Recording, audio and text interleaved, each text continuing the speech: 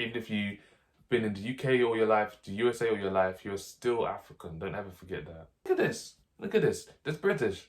Not for a millisecond. I've been waiting to get this off my chest. I've been waiting to get it off my chest.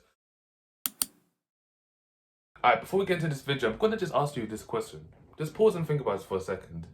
Can you imagine how different your life would be if your parents never made that big move from Africa to Europe, America, wherever in the world where you are right now?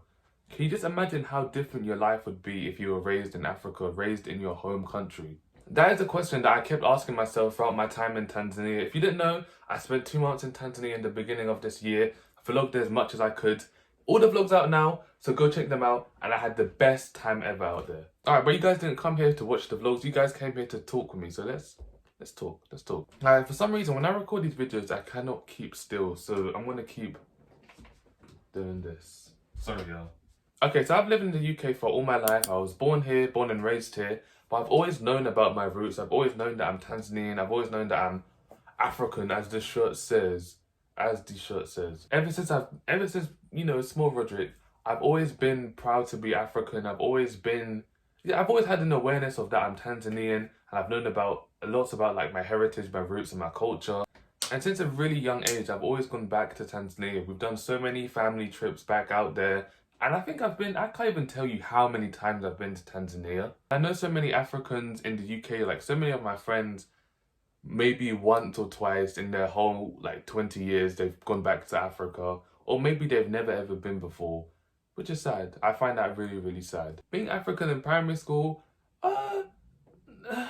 it's not the funnest experience. You are prone to lots of like racism and jokes and whatnot, and even secondary school. And during that time, it wasn't uncommon for people to make fun of Africa, make fun of African people, accents, Africa's poor, Africa's dirty.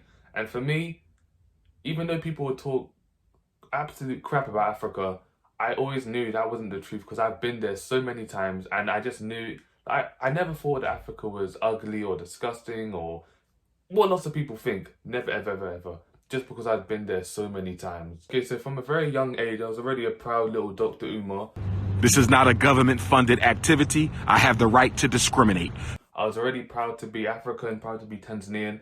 But I can't help but think how different my story would be had I not gone back to Tanzania, had I not seen Africa. And yeah, like so many of my friends. So let's get into that right now. I've got so many friends who have traveled. They've traveled to Italy, Spain, Greece, America, you name it. But their parents have never taken them back to Africa.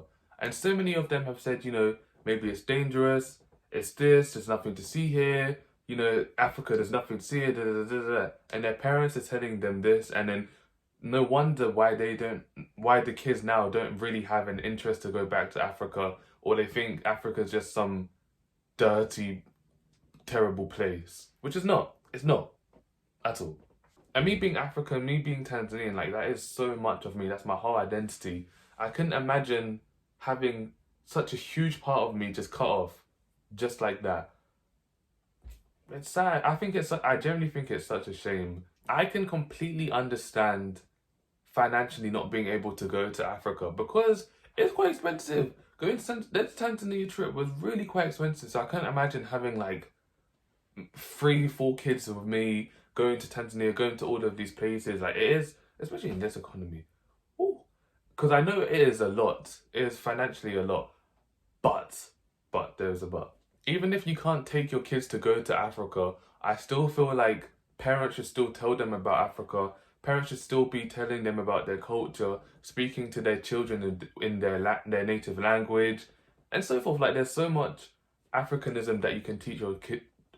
Why can't I speak? There's so much Africanism that you can teach your children without actually having to go back to Africa. And personally, I know so many Africans who look down on Africans, especially people who grew up in the UK, grew up in America, which leads me to my next point of the superiority complex, that so many people who don't grow up in Africa, so many black people like myself, can fall victim to.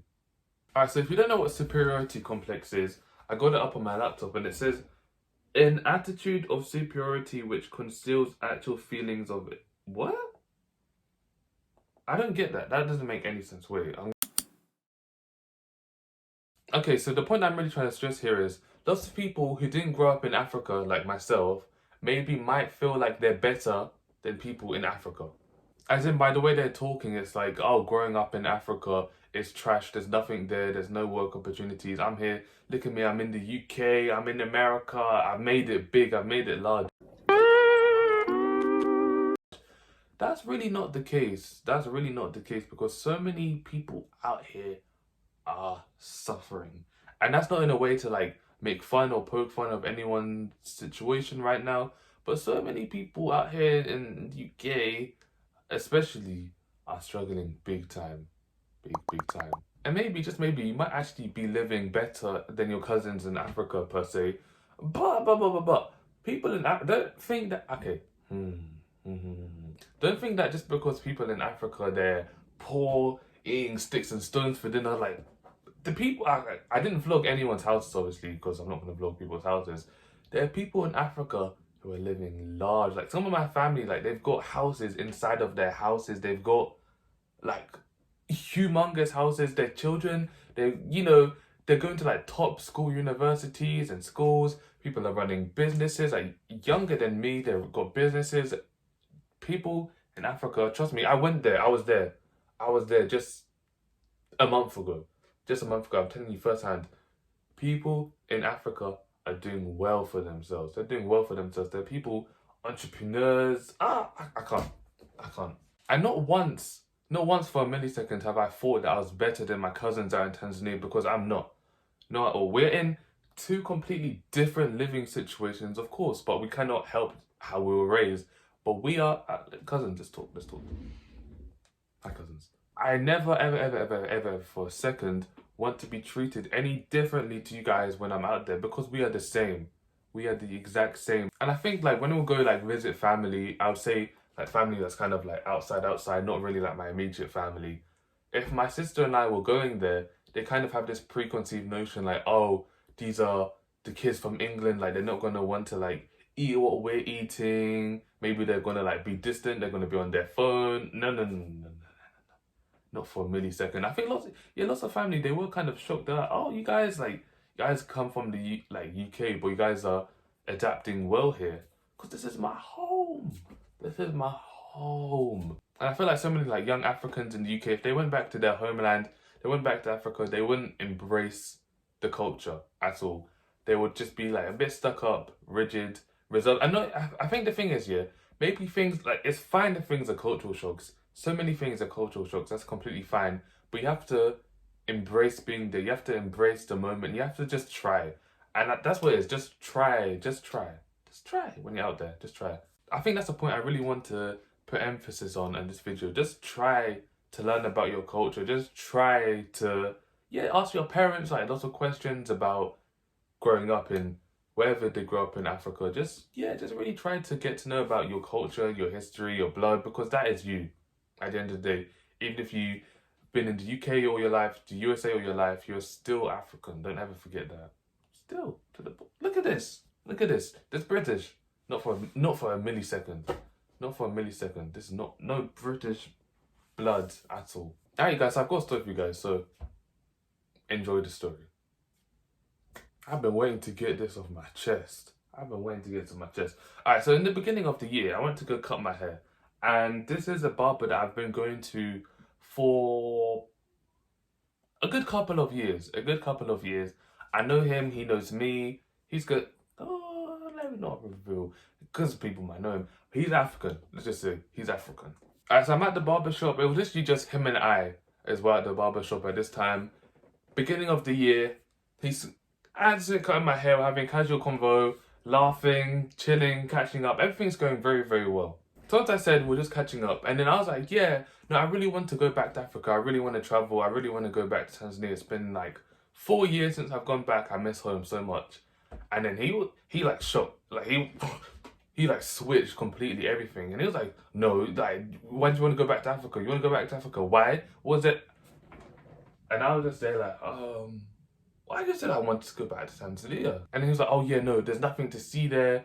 People over there, they don't want to do business with you. People aren't friendly. People aren't kind of. I was like, I've been there. And then this was really insultful. He was like, oh yeah, you got family over there? You got grandparents over there? And I was like, yeah. He's like, oh yeah, God forbid. He's like, yeah, they'll die tomorrow. I said,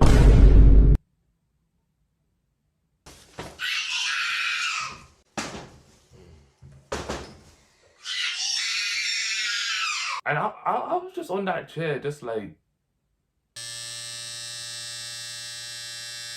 because I'm that kind of person. Like when people like, especially people who love the sound of their own voice, it doesn't matter if you scream, yell, there's no, you're wrong, you're wrong, you're wrong. They will not listen. They will not care. So I didn't even like waste my breath trying to argue back it. Looking back at it, I should have said something. I should have been like, that was really insightful what you just said.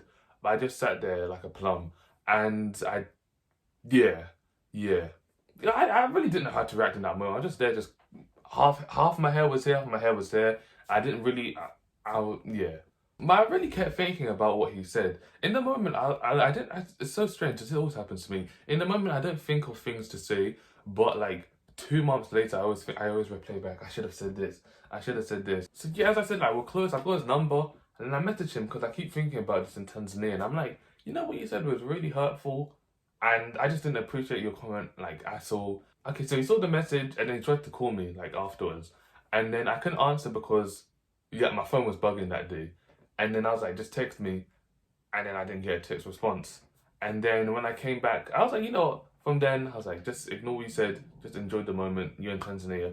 And I came back home and then I called him and I didn't get any response. So I blocked the man and he's now my ex-barber. And I won't be going back to him because of his hurtful comments.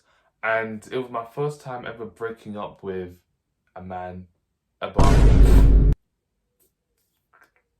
You know, my family gonna be here like, what was that? Say that again? Yeah, nah, but if I ever see him, that sounds like it sounds like a threat. And I kept thinking about that moment. I kept thinking about that barbershop. I kept thinking about his comments, and I was thinking, you know, when things happen to me, like just strange comments or like weird situations, I'm always thinking, what is God trying to tell me? What is God trying to show me? So, the first thing I got was that I'm a messenger of the Lord. And I am a messenger. This would see, I'm a YouTuber. I'm talking to you guys. So God gave me someone else's perspective on Africa, and now I need to just report it to you guys. That's me like just saying that I'm like gossiping in a nice, mature way. God was also telling me you can defend yourself without it being confrontational, because I'm scared of confrontations. I know about you guys, but I just don't like confrontations and arguing and all that kind of stuff. So to avoid it, I just keep quiet.